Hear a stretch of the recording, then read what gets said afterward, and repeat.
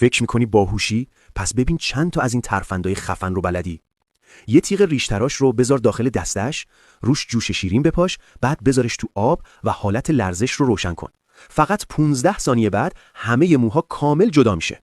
کفشات تنگه و اذیتت میکنه؟ نندازش دور، بذارش داخل 2 تا کیسه، توش آب بریز و بندازش تو فریزر تا فردا.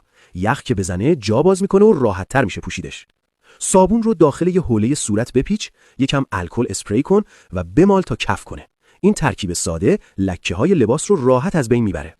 فشار آب دوشت کمه؟ یه حوله نخی بذار روش، جوش شیرین و سرکه بریز، با کیسه پلاستیکی ببندش و 30 دقیقه صبر کن. رسوبا حل میشن و فشار آب بهتر میشه. روزای برفی با دوچرخه لیز میخوری؟ 2 تا بست کمربندی به لاستیکا ببند تا چسبنندگی بیشتر بشه و ایمن‌تر برونی. قزن‌های اضافه سوتین رو جدا کن و به کمر شلوارت بدوز. یه راه آسون و تمیز برای تنگ و گشاد کردن شلوار. کیسه های لباس رو دور نریز، تا کن، یه جای دکمه براش ببر و لباس رو بذار داخلش. یه کاور گرد و خاک شیک و مجانی داری. همیشه موقع ریختن شیر میریزی بیرون. یه قاشق بذار لبه لیوان تا شیر آروم و دقیق بریزه. حالا راستشو بگو، چند تاشو از قبل میدونستی؟